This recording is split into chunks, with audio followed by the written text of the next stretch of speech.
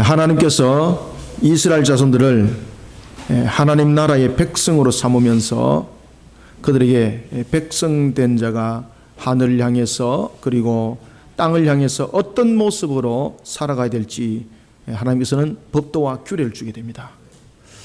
백성이 있다는 것은 주권이 있다는 것이고 백성이 있다는 것은 땅이 있다는 겁니다. 그래서 나라는 주권과 백성과 땅이 있어야만이 나라가 성립이 되는 겁니다. 하나님께서는 이스라엘 백성들에게 백성을 삼았다는 것은 그들에게 지금 현재는 땅이 없지만은 그들에게 땅이 있다는 것을 말하고 있습니다. 천지 만물은 모든 것이 여러분 하나님의 것임을 믿으십니까? 그래서 그들에게는 하나님께서 백성을 삼을 때에 가나안 땅을 그들에게 기업으로 나라로서 땅으로서 허락하셨습니다.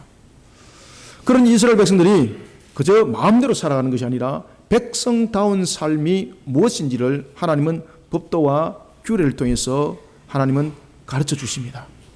그런데 중요한 것은 하나님께서 이스라엘 백성들에게 살아갈 법도와 규례를 주신 것은 그들이 제재와 그리고 또한 규범 속에서 규제 속에서 살아가는 것이 아니라 하나님께서 베푸시는 축복 속에서 살아나가는 방법을 주님께서는 열어주신 것이 바로 법도와 규례였더라는 것입니다. 이런 가운데 하나님께서는 이 모든 것들을 대표할 수 있고 613가지의 법도와 규례에 대한 마치 엑기스라고 말할 수 있는 핵심이라고 말할 수 있는 10가지 계명을 하나님께서 주십니다. 그때에 하나님은 이 10가지 계명 가운데서 5번째 계명을 주시는데 이 5번째 계명이 굉장히 특이한 계명입니다. 그것은 다른 것이 아니라 바로 부모에 관한 계명이었습니다. 하나님은 이 부모에 관한 계명을 줄 때에 한 측면에서는 아주 당연한 계명이기도 하지만은 그러나 하나님께서 이 계명을 주신 것을 알게 되면은요 여러분들이 놀랍다는 것을 알게 됩니다. 왜 하나님께서 이 계명을 주신가를 여러분들은 오늘 아셔야 됩니다. 부모를 공경하라. 과연 하나님께서는 부모를 공경하라 이 계명을 통해서 어떤 것을 말씀하시고 계실까? 그리고 주님께서는 말씀하십니다. 이 계명을 지키지 않으면은 반드시 그는 죽음이 임할 것이다. 왜 하나님께서는 이와 같이 이스라엘 백성들이 이 땅을 살아가는 데 있어서 백성된 자로서의 그들의 삶을 살아갈 때에 왜 세상에 살아가는 방법을 가르치지 아니하고 1계명부터 4계명까지는 신앙의 관계적인 측면에서 말씀을 줬다면 이제는 그들이 세상을 살아가는 모습 속에서 말씀을 해야 되는데 그 모습을 말씀하실 때 제일 먼저 부모를 공경하라는 것을 먼저 말씀을 하더라는 것입니다.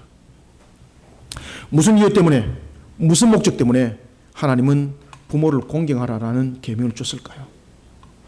우리는 이것을 윤리적인 것들로만 우리가 이것을 말하고 있고 때로는 또한 도덕적인 것들로서 함께 말하고 있지만은 사실은 하나님께서 이 계명을 주신 것은 윤리적이고 도덕적인 그 내용을 넘어서는 엄청난 내용이 이 속에 담겨져 있었던 것입니다.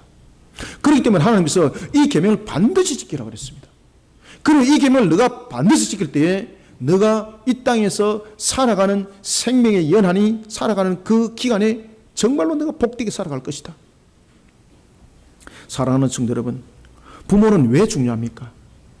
부모가 왜 중요하죠? 제가 여러분들에게 한번 물어보겠습니다. 부모 없이 하늘에서 내려오신 분이 있습니까? 혹시나? 그럼요. 부모 없이 그 어느 누구도 태어나질 않았고 하나님의 창조 없이 그 어느 누구도 이 세상에 존재하지 않습니다. 그러면 하나님은 부모의 계명을 통해서 우리에게 무엇을 말씀해 주고 있는가? 오늘도 우리는 부모를 공경해야 됩니다. 부모는 우리의 계산의 대상이 아닙니다. 우리가 현대사회를 살아가면서 너무나도 기가 찬 것은 자녀들이 부모를 계산하더라는 것입니다. 오늘 하나님께서는 우리에게 5번째 계명을 통해서 부모를 공경하는 것을 반드시 지키라고 말씀하고 있습니다. 하나님께서는 왜 이것을 강조했을까요?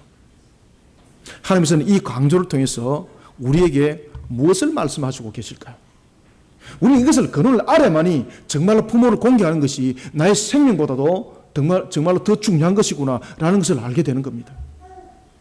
여러분 현대사회를 보십시오. 자녀가 부모에게 폭력을 가하고 뿐만 아니라 어떤 물질의 부분에 대해서 자녀의 마음이 들지 않으니까 부모를 살해해버리고, 하나님께서 말씀하십니다. 너를 용서하지 아니라, 너를 용서하지 아니하리라. 사랑하는 성도 여러분, 하나님께서는 하나님의 나라를 살아갈 그 백성들에게 왜 부모를 공개하라는 계명을 줬을까요, 여러분들? 궁금하지 않습니까? 아주 중요합니다. 우리는 부모를 공개하라는 이 계명을 통해서 우리는 오늘 세 가지의 초점을 맞춰야 합니다. 먼저 12절을 한번 읽어봅시다. 시작. 내 부모를 공경하라. 그리하면 내 하나님 여호와가 네게 준 땅에서 내 생명이 길리라. 아멘. 무섭죠? 딱 이 계명. 여러분 뒤에 것을 딱 보셔야 됩니다. 내 부모를 공개하라. 여기까지만 보면 안 됩니다. 뒤에 것을 보셔야 됩니다. 뒤에 것을. 아시겠습니까? 뒤에 것을 안 보려고 그러는 거예요. 뒤에 것을 보니까 뭔가 깨름직하거든요. 함께 보셔야 되는 거예요. 그러면 하나님께서 왜 부모를 공개하라는 것을 말씀하셨을까? 여러분, 부모는 무엇입니까? 부모는 여러분 나의 근원이에요. 부모는 나의 출발점이에요. 그러면 하나님은 이 부모라는 계명을 통해서 무엇을 깨닫도록 하는 거 아십니까? 그러면요, 제일 먼저 중요한 것은 근원을 알아라는 겁니다. 하나님이라는 것을 말하기 전에 먼저 근원을 알아라는 겁니다. 근원을 알아라. 근원을 알아라. 너의 출발의 근원을 알아라.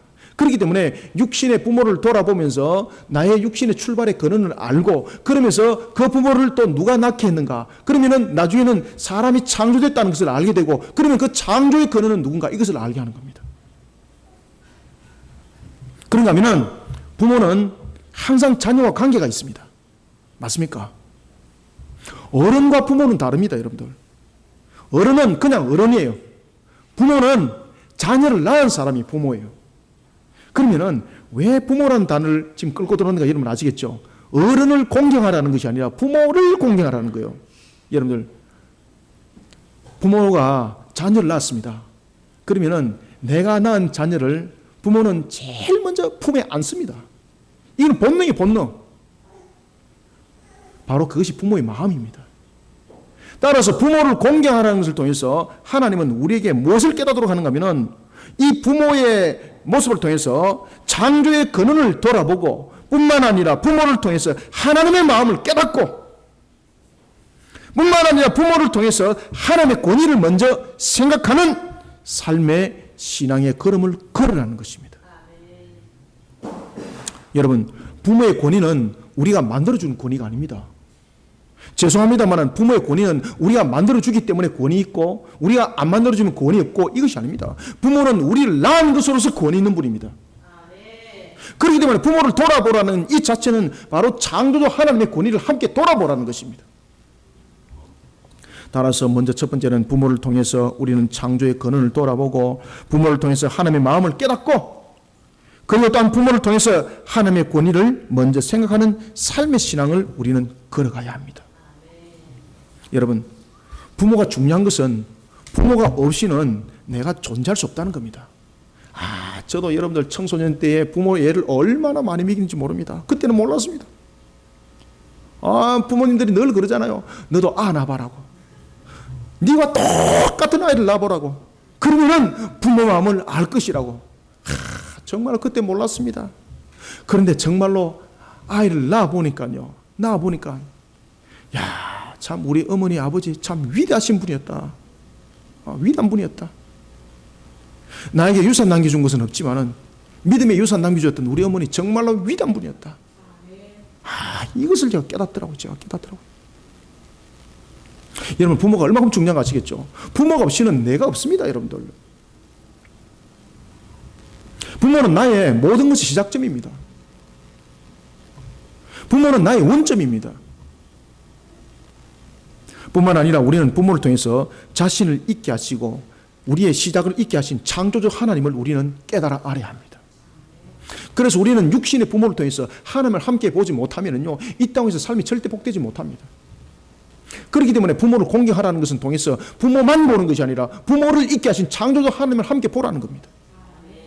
왜냐하면 그 속에 복이 있기 때문입니다. 하나님은 오늘도 저와 여러분들 복되게 살아가기를 원하고 계십니다. 무슨 마음일까요? 부모의 마음이요. 하나님은 왜 부모의 마음일까요? 이것이 장세기 보면 나타나는 거죠. 창세기 보면은 하나님께서 사람을 창조할 때 어떻게 창조했습니까? 맞아요. 형상으로 창조했어요. 어떤 분이 그러더라. 하나님께서 어떻게 창조했냐고 흙으로 창조했어요, 여러분들.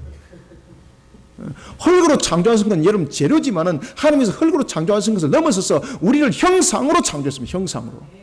하나님께서 우리를 형상으로 창조했다는 것은 바로 뭔가 하면은 하나님이 우리를 창조했음에도 불구하고 하나님은 마치 우리를 낳은 것처럼 창조했다는 겁니다. 그러니 부모의 마음을 가지고 있는 거예요. 여러분, 자신이 자녀를 낳았는데 그 자녀가 저주받고 안 되기를 원하는 부모가 있습니까? 만약에 그런 부모가 있다면 그건 부모가 아닙니다. 그 부모가 정신병 환자든지 어떤 정신적 질환적인 상태가 놓이는 정상적이지 않은 상태 속에서 그렇게 행한 것입니다. 정상적인 부모는 100에 100명 모든 자녀들을 잘 되기를 원하고 있는 것이 부모의 근원이고 모습입니다. 부모를 공개하는 통해서 우리로 하여금 이것을 깨달으라는 것입니다. 하나님께서 왜 법도와 규례를 지키도록 하라고 말씀하셨는가 하면 부모이기 때문입니다. 왜? 너를 축복하고 싶기 때문에, 너가 축복 가운데 살아가기를 원하기 때문에, 그래서 부모를 공경하라는 겁니다. 그래서 창조주 하나님을 바로 보라는 겁니다. 그래서 하나님께서 말씀하신 것을 지키라는 겁니다. 왜냐하면 하나님은 우리를 형상으로 만드신 바로 그분이기 때문입니다. 그래서 부모라는 단어를 쓴 겁니다. 잊지 말라는 겁니다. 잊지 마라. 창세기를 잊지 마라. 창조를 잊지 마라. 그러면서 또 하나는 부모라는 단어를 통해서 나의 존재와 나의 가치와 나의 시점을 보라는 겁니다. 부모가 나를 낳지 않으면 나는 이 땅에 존재하지 않았습니다. 마찬가지로 하나님께서 나를 있게 하지 않으면 나는 이 땅에 나는 존재할 수 없을 뿐만 아니라 하나님께서 나를 축복하지 않으면 나는 이 땅에서 축복을 누릴 수 없는 존재와 그 위치와 그 시점에 있는 자라는 것을 깨달아야 합니다.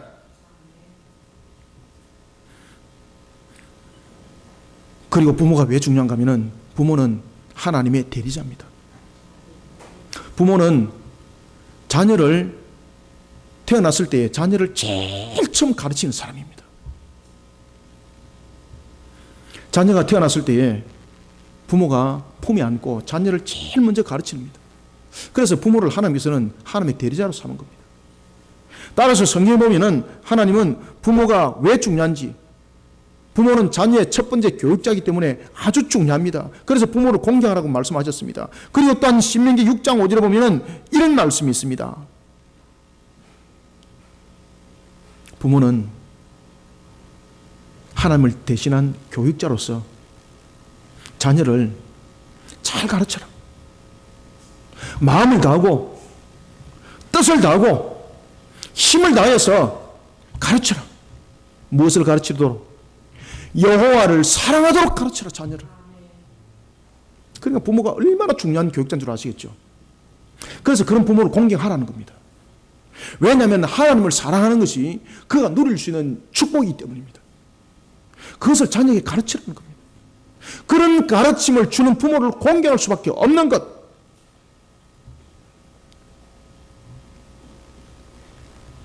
그러면서 신명기 6장 7절에 이렇게 말합니다. 너가 자녀를 가르칠 때에 자녀를 부지런히 가르쳐라. 자녀가 축복 가운데 살아가도록 부지런히 가르쳐라. 그러면서 하나님께서 모세를 통해서 어떤 말씀을 주시는가 하면은, 그러면 자녀를 어떤 관계 속에서 가르쳐야 되는가? 너가 집안에 머물 때나 또는 네가 누워 있을 때나 뿐만 아니라 길을 갈 때나 일어날 때나 언제 어느 곳에서나 자녀를 가르쳐라. 힘써 가르쳐라. 무엇을 가르치라고 말했습니까? 하나님을 사랑하는 것을 가르쳐라. 하나님을 사랑하는 것을 가르쳐라. 왜냐하면요, 그것이 바로 축복이기 때문입니다.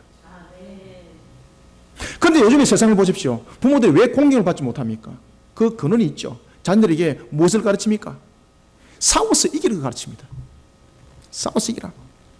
이왕이면은 맞지 말고 물리주더라도 패고 들어온나. 이것을 가르치는 거예요. 이왕이면은 맞지 말고 패고 들어온나. 이왕이면은 다른 사람들 짓밟더라도 너는 잘 돼야 돼.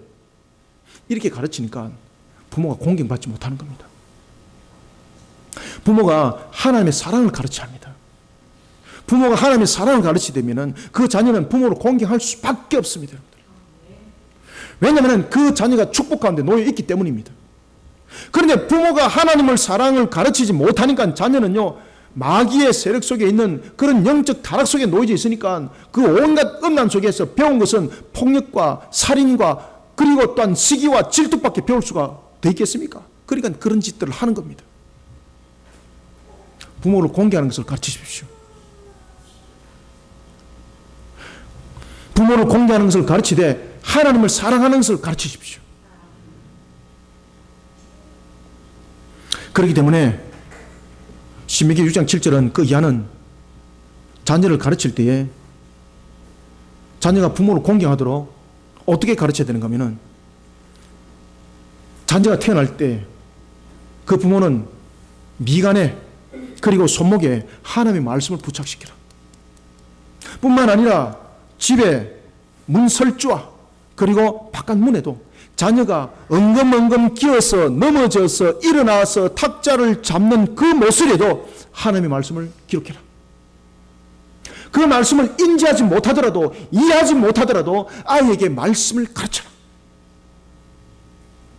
그 말씀은 무엇을 가르치는 겁니까? 하나님을 사랑하는 것이었습니다. 네가 싸워서 이겨라, 이것을 가르치는 것이 아니었습니다. 우리는 어릴 때부터 우리는 자라나면서 무엇을 배웁니까? 골목에 대장하는 걸 가르칩니다. 저도 뭐 어릴 때 골목에서 대장했습니다. 제 밑에 쫄병들이 얼마나 많은지. 그러니까 부모 입장에서는 싸움에도 1등, 공부에도 1등, 출세도 1등, 오직 이것만이 부모의 소망입니다. 그러다 보니까 자녀들이 빗나가는 겁니다. 자녀들 하여금 하나님을 사랑하는 것을 가르치십시오. 그러면 하나님의 축복 가운데 살아가게 될 뿐만 아니라 그 마음속에, 그 심령 속에 부모를 공경함이 우러날 수밖에 없는 겁니다.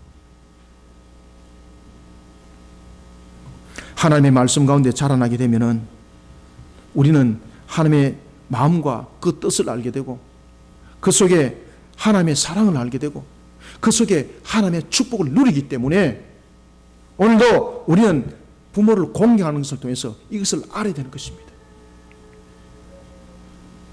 우리가 아이들에게 줄 수 있는 최고의 선물의 원점은 무엇입니까? 자녀들로 하여금 하나님의 사랑을 가르치는 겁니다. 하나님의 사랑을 여러분들 가르칠 때에 자녀들은 창조의 근원을 알게 되고, 그리고 뿐만 아니라 그 과정을 통해서, 부모를 통해서 하나님의 마음을 알게 되는 겁니다. 뿐만 아니라 그 안 속에 우리는 하나님의 권위를 알게 되는 겁니다. 그 속에 나의 모습은 바르게 세워질 수밖에 없는 겁니다. 사랑하는 성도 여러분, 오늘도 우리가 부모된 자로서 우리가 자녀가 복되기를 원하고 계십니까? 그러면은 부모 입장에서 자녀로 하여금 부모를 잘 공경할 수 있도록 먼저 가르치는 부모들이 되시기를 소망합니다. 그러기 위해서는 먼저 무엇보다도 자녀를 가르치는 측면에 있어서 하나님을 사랑하는 것을 가르쳐야 합니다. 오늘도 싸워서 이기는 자가 아니라 두들기 패고 들어와서 내가 1대 10으로 이겼어요, 이것을 자랑 삼는 바보짓이 아니라 오늘도 하나님의 사랑 속에 살아나가는 그런 자녀를 키우시길 바랍니다. 부모를 통해서 하나님은 이것을 깨닫도록 한 겁니다. 그래서 부모는 왜 중요한가 하면은 부모는 하나님을 대리한 첫 번째 교육자입니다. 이 첫 번째 교육자가 자녀를 바르게 가르치지 못하다 보니까 자녀들이 부모를 바르게 공경하지 못하는 겁니다. 그래서 성경은 부모를 공경하라라고 먼저 우리에게 말씀하고 있는 것은, 부모를 공경하는 것은 아이들이 자라나면서 스스로 공경하지 않습니다. 왜냐하면 사람은 무슨 속성을 가지고 있습니까? 인간이 죄를 범하여 타락함으로 누구도 예외 없이 죄의 속성을 가지고 있다는 것을 여러분 아셔야 됩니다. 이 죄의 속성을 가지고 있기 때문에 스스로 부모를 공경할 수가 없습니다. 그러니 자녀로 하여금 부모를 공경하도록 가르쳐야 합니다. 부모는 자녀의 제1의 교육자입니다. 하나님께서 세우신 하나님의 대리자입니다. 그러면 부모를 공경하라는 측면에서 우리 아이는 부모를 공경하지 못해요 라고 말할 때에 그 부모는 자녀에게 무엇을 가르치는가를 되돌아 보시기 바랍니다. 어릴 때부터 학원 5개 끊었어요.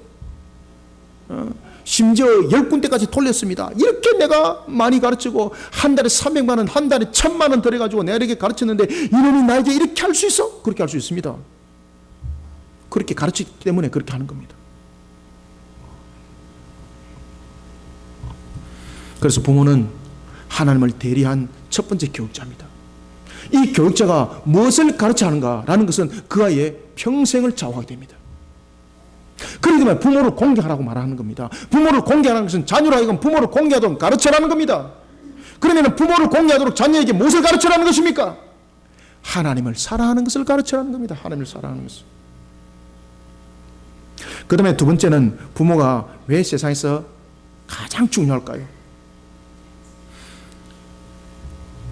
그것은 하나님께서 부모를 통해서 하나님의 권위를 돌아보도록 하기 위해서입니다. 부모는 제가 서두에도 말씀드렸던 것처럼 부모는 내 앞에 권위가 있는 것은 내가 그 권위를 만들어줘서 권위가 있는 것이 아닙니다. 부모님은 나를 낳은 것으로서 권위가 있는 겁니다. 하나님의 권위도 마찬가지입니다. 하나님의 권위는 내가 만들어서 권위가 있는 것도 아닙니다. 이미 창조주로서 권위가 있는 것입니다. 이 권위 앞에 우리는 무릎 꿇는 자가 되어야 합니다. 이것을 인정하는 자가 복이 있습니다. 12절을 다시 한번 읽습니다. 시작. 내 부모를 공경하라. 그리하면 내 하나님 여호와가 네게 준 땅에서 내 생명이 길리라. 아멘. 사랑하는 성도 여러분, 부모를 통하여서 우리는 창조주 하나님을 바라볼 뿐만 아니라 창조주 하나님 앞에서 나는 피조물이라는 사실과 함께 창조주 하나님의 권위 앞에 나는 순복하는 자가 되어야 된다는 것을 우리는 깨달아 알아야 됩니다. 그런데 이것을 무시해버리니까 저주 속이 많은 겁니다. 그것이 창세기와 그리고 대표적으로 사무엘하에 등장합니다. 특히 여러분들 우리가 인류의 두 번째 조상이라고 말할 수 있는 노아, 그 노아는 세 아들이 있었습니다. 셈과 함과 야벳이 있었습니다. 그런데 창세기 9장 22절에 보면은 노아의 세 아들 가운데서 한 아들이 저주를 받습니다. 그러면서 그 아이의 이름이 함이었는데 그는 가나안이라 이름 말하면서 그는 셈과 야벳의 종이 될 것이다. 여러분들 왜 멀쩡한 아들이 저주를 받았을까요? 이 아들이 누구에 도전했을까요? 이 함이라는 아들이 아버지의 권위에 도전해버린 겁니다. 하나님이 용서치 않는 겁니다. 뿐만 아니라 사무엘하 18장 보십시오. 한 인물이 등장합니다. 아버지의 권위 앞에 도전했던 한 사람이 있습니다. 누구였습니까? 압살롬이었습니다. 압살롬. 얼마나 잘생겼는지 모릅니다. 얼마나 똑똑한지 모릅니다. 많은 사람들이 그를 따랐습니다. 그런데 이 압살롬은 아버지의 권위에 도전합니다. 그리고 아버지의 권위를 무너뜨려 버립니다. 심지어 아버지의 후궁들을 직접 백성들 앞에 내어놓고 통간해 버립니다. 그러면서 이렇게 말합니다. 아버지의 권위는 이제 전부 다 나의 것이 되었다. 그런 그는 자신이 자랑 삼았던 그 머리카락이 달리는 말 안장위에서 나무에 걸려서 처참하게 죽습니다. 나무에 매달려 가지고 힘도 못 쓰고 있는데 병사들이 와서 창을 던지고 칼로 그냥 휘둘러서 마지막 생명을 거둡니다. 그때 마지막 생명을 거두게 한 것이 바로 요압 장군이었습니다. 처참하게 죽는 겁니다. 처참하게. 여러분, 우리는 부모의 권위를 우리가 인정하고 인정 안 하는 것이 아니라 부모는 나의 권위자입니다. 우리는 이와 같이 부모를 통해서 창조의 근원을 돌아봐야 합니다.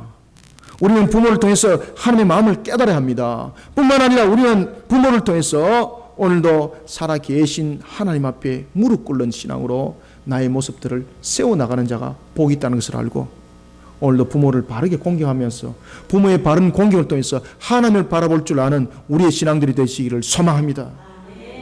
그 다음에 두 번째는 우리가 부모의 공경을 통해서 우리가 무엇을 깨달아야 되는가?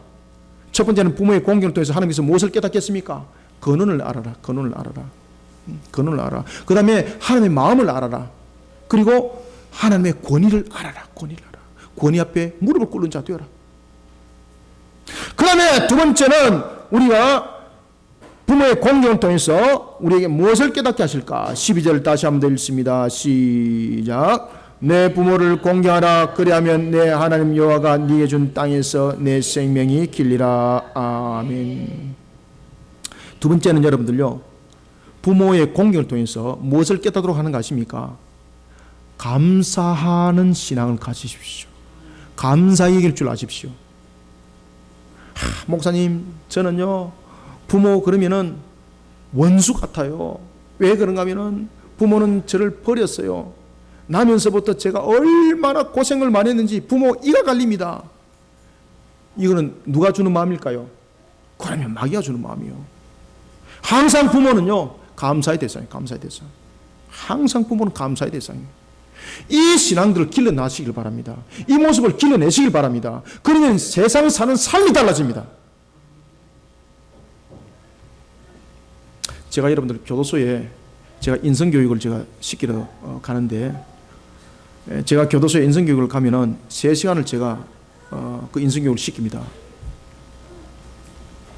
그들의 모습 속에 얼굴에 보면은요 뭐가 담기가 있는가 하면요 이글이글 거리는 것이 담겨져 있어요. 감사함이 없습니다. 내가 억울하게 잡혀왔어. 야, 저것만 피했으면 내가 안 잡혔을 텐데. 그런데 자신이 거기에 잡혀있는 것에 대해서 감사한 것을 말하는 사람 단 한 사람도 없습니다. 그런데 그게 제가 그랬습니다. 당신 여기 지금 잡혀있는 것을 감사하게 여기라. 나갈 생각하지 마라. 나갈 생각하지 마라. 왜 그런가 하면 여기서 당신이 회복되기 위해서 하나님께서 여기 불렀는데 여기서 자신을 바르게 회복시키지 못하면, 그런 감사함이 가지지 못하고 자신을 회복시키지 못하면 나가면 더 나쁜 사람 된다. 그러면 나를 죽이고 남을 죽인다. 나가지 마라. 여기 그냥 있어라. 그냥. 왜 하나님께서 나를 이 시간에 이곳에 뒀는가 라는 것은 나의 잘못을 돌아보게 하고 나의 잘못에 대해서 징표를 하면서 지금 나를 다시 회개케 하는 것이니 이 시간을 감사히 여기라. 여러분 마찬가지입니다. 부모가 나를 낳아줬는데 나를 갖다가 빛난 어떤 화찬란한 그런 빌딩에 나를 두지 않았고 가난하고 헐벗고 그런 어떤 텐트 같은 그런 곳에 나를 던져버리고 갔습니다. 그런 부모라도 감사히 여기시기 바랍니다. 따라서 우리는 두 번째, 부모의 공경을 통해서 자신을 잊게 하신 부모님께 감사할 줄 알아야 되고, 그런 부모를 섬길 줄 알아야 되고, 그리고 순종하는 걸음을 통해서 우리는 세상을 똑바로 바라볼 수 있는 시야를 가져야 합니다. 부모에 대해서 이미 마음이 꼬이지가 있으면 세상을 절대 똑바로 볼 수 없습니다. 부모를 공경한다는 것은 우리에게 두 가지 걸음을 가르쳐주고 있습니다. 첫 번째는 감사하는 자세를 가져라는 겁니다. 감사하는 자세를. 부모를 사랑하십시오. 부모를 공경하십시오. 여기는 조건이 없으면 안 됩니다. 나를 낳아주신 연로하신 부모님을 잘 모셔야 됩니다. 여기에는 조건이 없으면 안 됩니다. 요즘의 시대 보십시오. 부모가 능력이 없으니까 부모를 안 모십니다. 계산기가 두드립니다. 야, 이거 많이 나왔어요. 여러분들 죄송합니다만 부모는 우리의 조건의 대상이 아닙니다. 부모는 우리의 감사입니다. 그리고 부모는 우리가 섬겨야 될 대상입니다. 부모를 두고 계산기가 두드리면요 죄송합니다. 하나님은 여러분들의 일거수일투족을 슈퍼컴퓨터보다도 더 큰 가지고 두드리고 계십니다. 그러면서 하나님이 여러분들의 천국에서 내놓습니다. 감 내놔라. 왜? 하나님이 부모잖아요. 그죠? 부모를 계산했잖아요. 그러니까 하나님이 부모 입장에서 자녀를 계산하는 거예요. 내가 지금 너에게 해놓은 거 다 내놔라. 청구서 내놨습니다. 여러분 누구 청구서가 많을까요? 누가 청구서가 많을까요? 부모가 자녀에게, 자녀가 부모에게 청구서는요 비교할 수가 없어요. 여러분들요. 그래서 부모는 계산의 대상이 아닙니다. 그런데 요즘 시대를 보십시오. 부모가 자신에게 돈을 줄 대상이 되지 못하고 플러스 마이너스 하니까 야 이거 식량 축나는데 부모가 우리와 함께 있으면 안 돼. 이 계산이 주어진 것은 무엇으로부터 비롯됐는가? 부모에 대한 감사가 없기 때문에 시작된 겁니다. 부모를 향해서 감사가 없으니까 부모가 계산의 대상이 되어버린 겁니다. 이런 마귀의 세상 속에서 우리는 살아가고 있습니다. 하나님은 말씀하십니다. 그런 마귀의 세상을 살아가지 말라고 말입니다. 그래서 부모를 공경하라는 겁니다. 이 부모의 공경은 바로 마귀의 틀에 매여서 사는 것이 아니라 하나님께서 주신 축복 가운데 살아가라는 것입니다. 여러분, 어떤 관계 속에서도 부모는 계산의 대상이 아닙니다. 부모가 좀 모질합니까? 계산의 대상 아닙니다.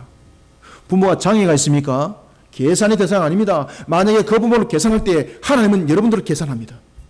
그리고 하나님은 여러분들에게 천국에서 내놓습니다. 여러분들, 하나님은요 반드시 값으로 되묻고 값으로 대갚아줍니다. 반드시 값이 있습니다. 하나님은 죄에 대해서 값이 있지만은 우리의 모든 행함에 대해서도 하나님은 반드시 값으로 묻습니다. 그래서 선한 자는 선한 것으로 값을 받습니다. 그러니 악한 것들로서 치달았던 자들은 악한 것들로서 하나님으로부터 값을 받는 겁니다. 감사를 알지 못하고 감사에 대해서 실천하지 못하는 자, 그것 또한 감사를 받을 자격이 없습니다.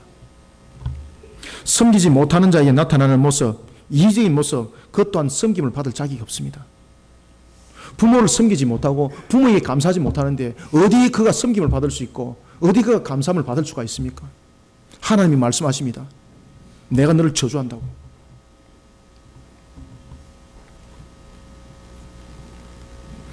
부모를 계산하지 마십시오. 부모는 우리의 계산의 대상이 아닙니다. 하나님은 슈퍼컴퓨터보다도 더 큰 것 가지고 지금 계산하고 계십니다. 삼가 조심하시길 바랍니다. 하나님께서 천국에서 내놓으면 끝납니다. 하나님께서 말씀하십니다. 서로 천국에서 내놓고 계산하자.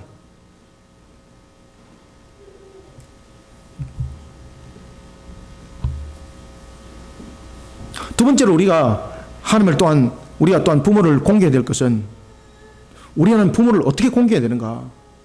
우리는 부모를 영적으로 그리고 도덕적으로 바른 가르침에 대해서 순종하는 자세를 통해서 부모를 공경하시길 바랍니다. 어떻게 순종하라고요? 어떻게 공경하라고요? 부모의 공경은 부모의 영적이고 도덕적인 바른 가르침에 순종하는 자세를 통해서 부모를 공경하는 겁니다. 부모가 이렇게 훔치는 일에 달인입니다. 그래서 자녀에게 훔치는 것을 전수하면서, 야, 이거 이렇게 하면 안 되고 이렇게 하면 잘 훔칠 수 있어 라고 했을 때에 그것을 따라서, 내가 부모를 공경해야 돼, 우리 부모님이 나에게 이 가르쳐준 것을 나는 잘 전수받아서 잘 써먹어야 돼 라고 했을 때 그거는 부모를 공경하는 것이 아니라 바로 함께 저주받는 길에 가는 것입니다.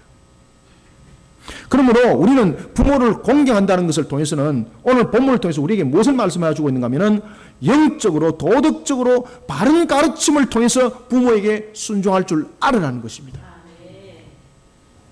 그러니 하나님께서 이렇게 말씀하십니다. 잠언 14장 18절에 보면은, 어리석은 자는 세상의 어리석음을 자신의 기업으로 삼지만은 슬기로운 자는 하나님께서 주신 지식, 그 지혜를 자신의 멸관으로 삼다라고 성경은 우리에게 말하고 있습니다. 하나님께 주신 지식, 그 지혜는 하나님 앞과 그리고 사람 앞에 바르게 살아가는 법을 가르치는 겁니다. 그러므로 부모는 이러한 것들을 또한 가르칠 의무가 있을 뿐만 아니라 자식은 이 말씀에 대해서 순종하는 자들이 되어야 합니다. 부모는 영적인 부분에서 자녀를 바르게 가르쳐야 됩니다. 오늘도 우리가 본문 속에서 나타나고 있는 것처럼 12절에 보면은 내 부모를 공경하라, 그리하면은 하나님 여호와가 네게 준 땅에서 생명의 길이라고 말씀하고 있습니다. 우리는 자녀에게 바르게 가르쳐야 합니다. 그런가 하면은 부모가 바르게 가르치는 것을 잘 순복하는 것이 복인 것입니다. 이것이 보면은 우리가 열왕기상에 잘 나타납니다. 열왕기상 2장 2절부터 3절에 보면은 죽음을 눈앞에 둔 다윗, 그는 이제 약관 20세의 왕위에 오르게 되는 솔로몬을 보게 됩니다. 얼마나 여러분들 솔로몬이 나약하겠습니까? 왜냐하면 솔로몬을 따르는 추종 세력들이 거의 없었거든요. 그러면 결국은 아버지 다윗이 이제 천국을 가게 되면은 솔로몬은 이제 혼자 남아서 고군분투하면서 때로는 이 왕위 속에서 자신이 실각당할 뿐만 아니라 죽임을 당할 수도 있는 겁니다. 왜냐하면 그 당시에 솔로몬을 대적했던 4대 국적이 그대로 다 살아있었거든요. 심지어 요압 장군도 살아있었거든요. 자신의 형이었던 아도니아도 그대로 존속했거든요. 심지어 대제사장도 자신을 거부했습니다. 뿐만 아니라 사울의 집안도 그를 용납하지 않았습니다. 그러니까 그 앞에 이 네 국적이 있는데 이를 어떻게 이겨나갈 수가 있겠습니까? 다윗이 마지막 유언을 이렇게 남깁니다. 네가 이제 세상 모든 사람이 이제 내가 세상 모든 사람이 가는 길로 내가 이제 간다. 그렇지만 너는 힘써 대장부가 되라. 힘써 대장부가 되라. 그런데 힘써 대장부가 되는데 어떻게 해서 너는 대장부가 되어야 되는지 아버지가 이렇게 가르칩니다. 너는 힘써 대장부가 되고 네 하나님 여호와의 명령을 지키라. 그 길로 행하여 그 법률과 계명과 율례와 정거를 모세의 율법에 기록된 대로 지키라. 그리하면 네가 무엇을 하든지 어디로 가든지 형통할지라고 가르치고 있습니다. 이런 아버지의 명령에 솔로몬이 순종했던 겁니다. 우리가 부모를 공경하는 것은 부모가 하나님의 바른 가르침과 그리고 하나님의 바른 인도함 속에서 우리를 이끌어가는 것, 여기에 대하여서 순종하는 것이 부모를 여러분 공경하는 것입니다. 그러면서 그는 아버지의 그 명예에 그는 순복했습니다. 그런 솔로몬은 초기에 왕정을 보십시오. 얼마나 나라가 부강해졌습니까? 심지어 부와 명예도 함께 누렸습니다. 그런데 후반기에 이 아버지의 이 충고를 그는 따르지 않습니다.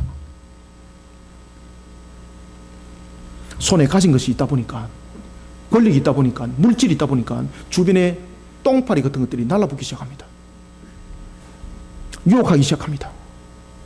그러면서 이 기가 팔랑귀배 돼버린 거예요. 이게 기가 팔랑팔랑해서 세상 속에 기가 활짝 열려버린 겁니다. 그러다 보니까 그의 눈에 들어왔던 것이 뭔가 하면은, 야 맞아, 세상의 세력과 힘을 이렇게 구해야 돼 라고 말하면서 그는 정략 결혼을 하기 시작합니다. 하나님의 법도 규례를 지키지 않습니다. 우상을 섬기는 나라의 딸들과 정략 결혼을 하는 겁니다. 그 왕들의 딸들과. 그러면서 동맹을 맺고 나라의 국방을 튼튼하게 만들어가는 겁니다. 그런 잘못된 결혼, 그리고 그 우상 숭배는 아버지가 그에게 줬던 그 유언을 떠나는 것이었습니다. 바르게 아버지가 가르쳤고 그것을 따라서 아버지를 공경하는 것이 아니라 그 가르침을 떠나버렸습니다. 결국은 아버지를 공경하지 않는 거죠. 그 아버지를 공경하지 않는 것은 결국은 하나님을 공경하지 않는 거죠. 그러면서 그는 우상 속에 빠져버렸습니다. 타락 속에 빠져버렸습니다. 그 결과 어떤 결과가 나타났습니까? 바로 저주가 임한 것입니다. 그의 아들이었던 르호밤 때에 BC 930년에 나라가 완전히 둘로 나눠져 버립니다. 12지파로 있었던 나라가 10지파 반을 뺏겨버립니다. 그저 예루살렘 남쪽만, 예루살렘 중심으로 달랑 남았을 뿐입니다. 다 뺏겨.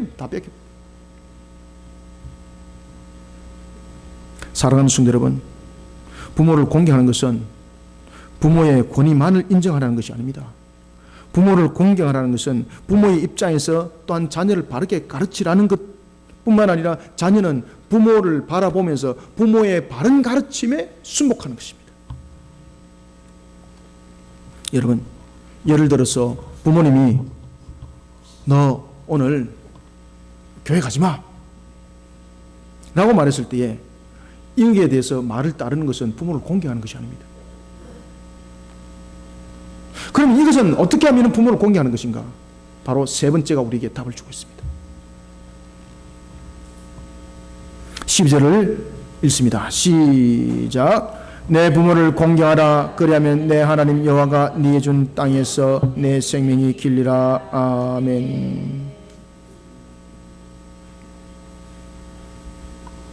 오늘 우리는 세 번째는 부모를 공경하면은, 그리하면은 네 하나님 여호와가 네게 준 땅에서 네 생명이 길리라.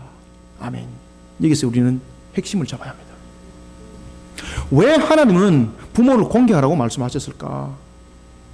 이미 제가 여러분들이 서두에 말씀드렸던 것처럼 부모를 공경한다는 것은 굉장히 중요한 의미를 가지고 있다. 그것은 뭔가 하면은 우리의 근원들이 악에 들어가지 않도록 하기 위한 것이었다.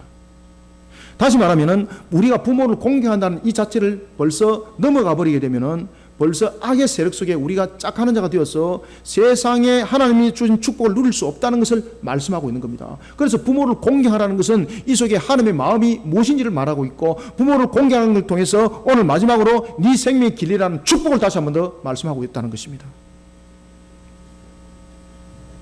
여러분들, 부모를 공경하는 것은요, 도덕적이고 윤리적이고 의무적인 것이 아닙니다.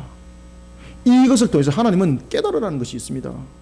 부모를 공경하지 못하는 것은 결국 여러분 마귀 속에서 그가 놀림당하는 것이고, 마귀 속에서 그냥 깨춤추는 겁니다. 그러니 그에게 무슨 축복이 있습니까? 그에게 무슨 영생이 있습니까? 그러니까 끝났다는 거죠. 따라서 우리는 세 번째로 이 부모의 공경을 통해서 하나님께서 우리에게 무엇을 말씀해 주고 있는가 하면요, 하나님의 말씀에 따라 부모를 공경하는 그런 신앙의 걸음을 통하여 하나님께서 허락하신 생명의 연한이 이 땅에서 다하는 그날까지 자신의 삶이 복되게 살아가기를 원하고 계십니다. 그래서 부모를 공경하라는 겁니다. 여러분들, 오늘 이 본문에 보면은 부모를 공경하라 라는 이 말씀의 마지막에 어떤 말씀이 있습니까? 네 부모를 공경하라, 그리하면은 네가 이 땅에서 내 생명이 길 것이다. 여러분들, 여기서 생명이 길 것이라는 것은 우리에게 무엇을 말하고 있습니까? 여기서 생명이 길 것이라는 것은 하나님께서 허락하신 그 생명이 장수의 복을 누린다 라고 여러분 말하시면은 오판입니다. 왜냐하면 부모를 공경했는데 그 생명이 연한이 짧은 사람도 많았습니다. 그죠? 안 맞잖아요. 그럼 여기서 생명이 길이라는 것은 무슨 뜻인가? 여기서 생명이 긴다는 것은 하나님께서 허락하신 이 땅의 생명이 부모를 공경할 때에 하나님께서 축복하신 그 축복을 끊임없이 하나님께서 허락하신 그 축복을 자신이 이 땅에 사는 그 연한까지 복되게 누린다는 겁니다. 이런 축복을 받으시기를 소망합니다. 아멘. 때로는 우리가 장수만이 축복이 아닙니다. 여러분들, 이 땅에 살아가면서 때로는 우리가 마지막 종말이 임할 때에 그 종말을 면할 수 있는 죽음이 우리에게는 오히려 복될 수도 있습니다. 창세기 보면은 무드셀라는 천년을 살 수도 있는 그런 인물이었습니다. 그런데 그는 홍수 심판 직전에 하나님께서 그 생명을 거둬갑니다. 왜 그렇습니까? 심판을 면하도록 하기 위해서. 요시야 보십시오. 요시야는 아주 젊었을 때에 그는 하나님 앞에 얼마나 충성된 자인지 모릅니다. 그런데 그는 젊어서 무기도 전투에서 그 생명이 연수가 끝납니다. 얼마나 억울해요. 그런데 이스라엘의 역사를 보십시오.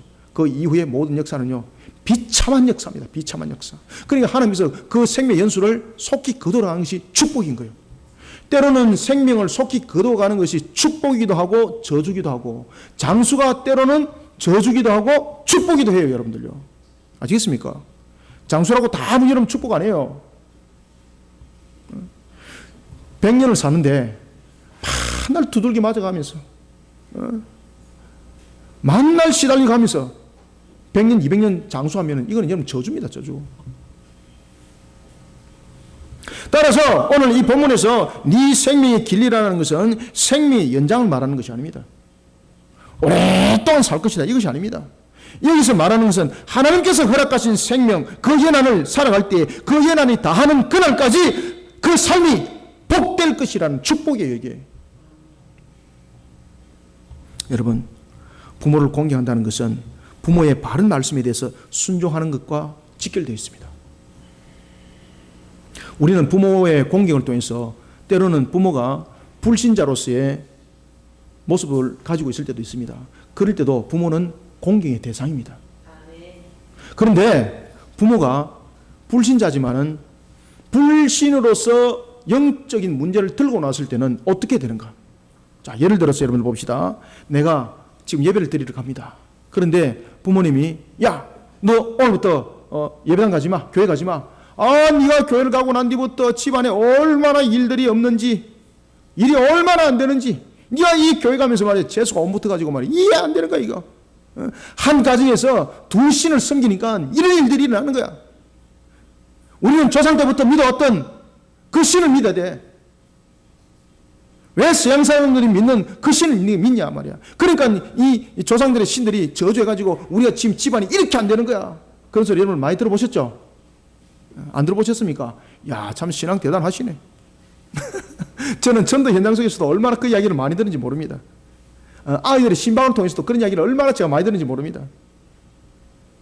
이때에 맞아.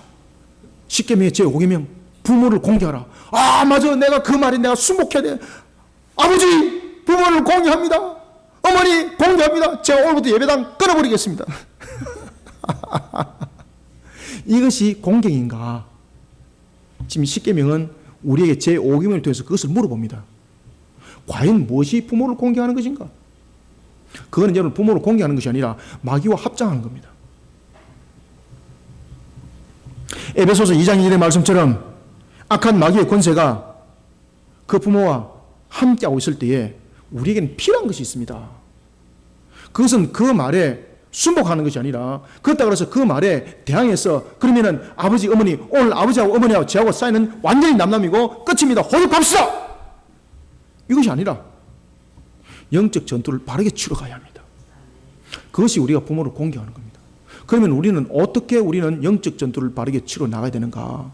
여러분들 때로는 우리가 부모님들한테 우리가 바르게 말씀을 전거해서 또한 그 부모님들이 자신의 죄를 회개하고 돌이켜오는 부모가 있는가 하면은 그렇게 복음을 전함으로 인해서 오히려 화가 자초되는 경우가 많습니다. 제일 먼저 우리는 이런 부분에서 부모를 공개하는 우리의 입장 속에서는 우리가 제일 먼저 생각해야 될 것은 무엇인가? 부모가 불신 속에서 나를 불신 속에서 넘어뜨리게 하면은요, 그 불신 속에서 넘어지는 것은 곧 모든 가정이 넘어지는 겁니다. 그러면은 이 가정을 바르게 세워야 됩니다. 그러면 어떻게 되는가? 부모와 언쟁에 버려서는 안 됩니다. 분쟁과 언쟁과 그리고 이 모든 부분에서 싸움은 마귀가 주는 겁니다. 그러면 어떻게 되는가? 영적 전투를 바르게 치르십시오. 하나님 앞에 무릎 꿇으십시오. 성령님께 은혜 구하십시오. 하나님 도와주십시오. 부모님과 이렇게 영적 전투 속에 지금 있습니다. 우리 부모님을 불쌍히 여기시고 우리 부모님을 천국길로 인도하여 주시옵소서. 내가 부모님한테 복음을 전하니 이것이 오히려 화가 되어버렸습니다. 하나님, 나의 입술이 화가 되지 않도록 나의 모습 속에서 나의 간절함 속에 나의 간절함이 내 속에서 발산되어서 문제가 된다면 다른 사람의 힘을 통해서 다른 환경을 통해서 우리 부모님에게 복음이 전거되도록 하나님 도와주십시오. 성령 역사 일어난 줄 믿으시기 바랍니다. 아버지 손 붙잡고 어머니 손 붙잡고 결단합시다.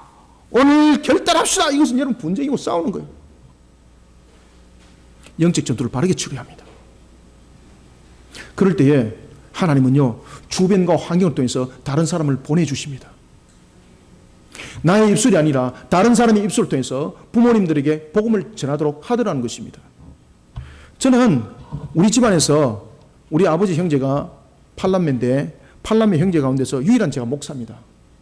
제가 유일한 목사입니다. 뿐만 아니라 제가 최초로 예수를 믿은 사람입니다.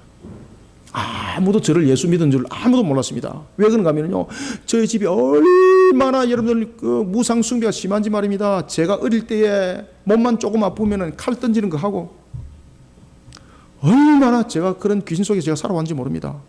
그래서 저는 교회 다니는 것을 숨기면서 교회를 다녔습니다. 제 혼자. 저는 누가 전도해서 간 것이 아니라 성령께서 저를 새벽에 인도했습니다. 새벽 4시가 됐는데 어릴 때 얼마나 잠이 많겠습니까? 그런데 새벽 4시에 제가 일어난 겁니다. 제가 무슨 소리를 듣고 그때는 예배당이 종을 쳤습니다. 예배당에서 종을 갖다가 그렇게 세게 친 것도 아닌데 제게 엄청나게 크게 들렸던 겁니다. 제가 잠을 못 자는 거죠. 예배당의 종소리를 듣고 제가. 그리고 제가 예배당에 가기 위해서 한 달 동안 고민합니다. 교회 앞에 3주를 갔습니다. 3주. 저 어릴 때는 예배당에 가면은 코베 간다 그랬고 예배당 가면은 신발 훔쳐 간다 그랬습니다. 예배당 앞에 발을 디디는 것이 두려웠습니다. 3주째 제가 예배당 앞에 그냥 서 있었습니다. 2주째 밖에서 예배 드렸습니다. 들어가고 싶은데 두려워서 못 들어가는 거예요. 3주째 또 조금 더 일찍 갔습니다. 용기를 내려고 들어갈 수가 없는 거예요. 그런데 어떤 한 분이 저를 툭 치면서 야 학생이 많어 툭 쳤는데 제가 예배가 툭 들어간 겁니다. 아 살아있는 거 이게. 그러더만은 저는 주일학교를 바로 가지 아니고 어른 대배부터 들었습니다. 몰랐거든요. 주일학교에서 선대했으면 주일학교 갔었는데 주일학교를 몰랐기 때문에 어른 대배부터 갔습니다. 그래서 저는 제일 먼저 찬송가 28장 배웠습니다.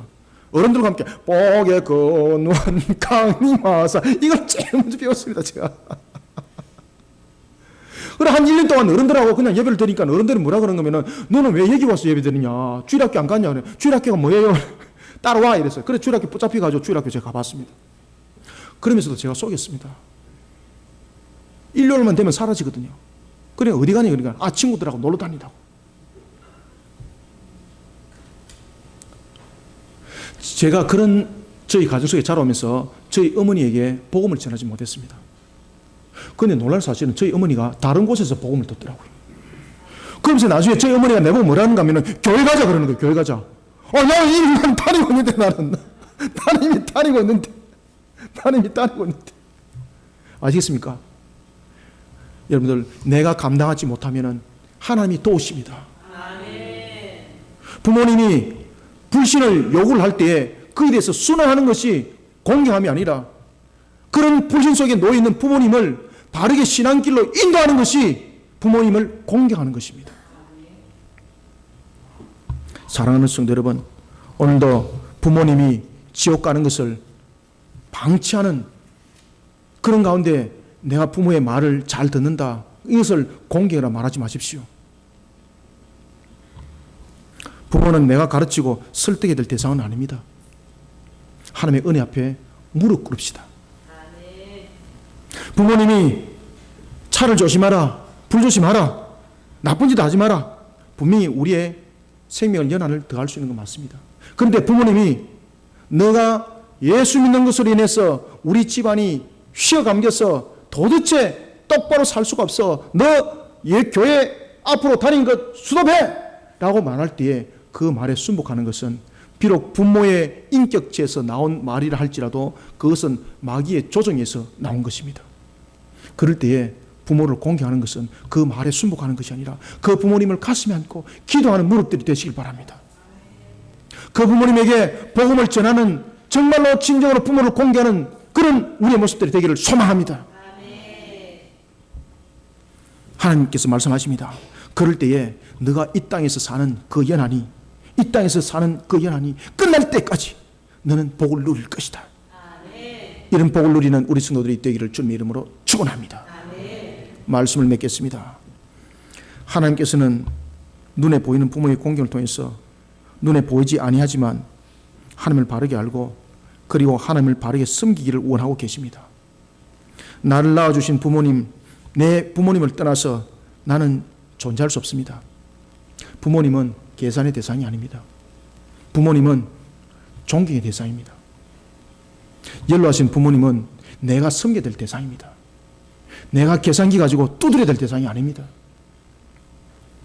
사랑하는 성도 여러분, 자신의 부모를 등한시하고 어찌 하나님을 공경한다 말할 수 있습니까?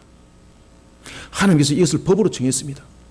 하나님의 백성이 이 땅을 살아갈 때 첫 번째 계명입니다. 첫 번째 계명. 반드시 지켜라. 반드시 지켜라. 그럼에도 불구하고 불신 가정에서 여러분들 자라왔습니까? 그러면 하나님께서 여러분을 통해서 부모님에게 축복을 하기 위해서 여러분들에게 복음을 준 겁니다. 그러면 여러분들은 그 복음의 줄기를 부여잡고 하나님 앞에 은혜를 구하십시오. 이것이 부모를 공경하는 겁니다. 하나님의 은혜를 구하는 무릇 하나님이 기억하십니다. 하나님이 기억하시고 하나님이 이렇게 세우십니다. 저는 제가 자라왔던 과정을 통해서도 그것을 겪었었습니다. 무서울 정도로. 하나님의 말씀에 따라서 부모를 공경하는 신앙의 걸음을 통하여 하나님께서 허락하신 생명의 연한을 이 땅에서 정말로 복되게 살아가기를 원하십니까? 하나님 말씀 앞에 순복하시길 바랍니다. 오늘도 우리에게 주신 10계명 가운데 제5계명, 내 부모를 공경하라. 이것이 진정한 우리의 신앙의 인격이 되어야 합니다. 머리로서 지식으로서 부모를 공경하는 것이 아니라 계산기가 두드려서 부모를 공경하는 것이 아니라 이것이 나의 양심이 되어야 합니다. 이것이 나의 기본이 되어야 합니다. 오늘도 우리가 살아계신 하나님 앞에 무릎을 꿇으면서 오늘도 주께서 명한 바대로 부모를 공경한 일에 내가 전심과 그리고 또한 힘과 뜻을 다하는 우리 성도들이 되시기를 주님의 이름으로 축원합니다. 살아계신 아버지 하나님, 주께서 오늘도 우리에게 은혜를 다해 주시니 감사합니다. 눈에는 보이지 아니할지라도 살아계신 하나님이 믿음으로 우리로 하여금 달려가게 하심을 감사드립니다. 오늘도 부모를 공경하라고 말씀하셨습니다. 부모를 공경해야 될 것은 그저 부모기 때문에 내가 어부상이 아니라 하나님께서 우리에게 근원을 알게 하시고 또한 시발점을 알게 하시고 뿐만 아니라 권위가 무엇인지를 부모의 모습을 통하여 알게 하시고 또한 이러한 모습을 통하여 하나님을 돌아보게 하였습니다. 부모는 나의 전부인 것입니다. 오늘도 부모의 공경을 통하여 우리는 하나님의 나라의 백성으로서의 바른 가치관으로 우리의 모습들을 세우게 도와 주시옵소서. 설령 오늘도 주님의 은혜를 구하고 있는 우리 성도들 가운데 혹이나 불신의 부모들이 있다면 하나님 이 시간에 주께서 불쌍히 여겨 주시고 우리 성도들의 심령의 간절함을 들어주시옵소서. 오늘도 주님 앞에 은혜를 구합니다. 불신 가운데 놓여있는 우리 부모님들 하나님이여 우리 성도들의 입을 통해서 증거되지 못한다면 주변과 환경을 통해서 또 다른 사람을 보내주셔서 복음이 이루어지게 하여 주옵소서. 천국 백성 삼아주시고 하나님의 영광의 길들을 걸어가는 우리 부모들이 되게 하여 주시옵소서. 어찌 내 혼자 유익함을 가지고 내가 그것을 누린다 말할 수 있겠습니까? 내가 부모를 공개하는 것 속에 내가 부모의 가슴이 되게 하여 주시고 내가 부모를 공개한다는 것을 통해서 내가 부모를 가슴으로 안는 걸음 속에 하나님의 영광을 함께 보게 하여 주시옵소서. 하나님, 오늘도 부모는 나를 품는 가슴을 가진 것처럼 내 또한 부모를 가슴에 품는 가슴을 가지고 오늘도 불신 가운데 놓이는 부모님들이 회개하고 천국 복음으로 돌아오게 하여 주시옵소서. 하나님, 오늘도 주신 말씀이 우리 모든 성도들에게 꼬리 되게 하시고 양식이 되게 하여 주시기를 원합니다. 하나님의 주신 꼬리 양식이 오늘도 살아 움직이는 주의 능력이 되게 하시고 하나님의 거룩한 산 역사로 나타나게 하여 주시옵소서. 예수님의 이름으로 기도드립나이다. 아멘.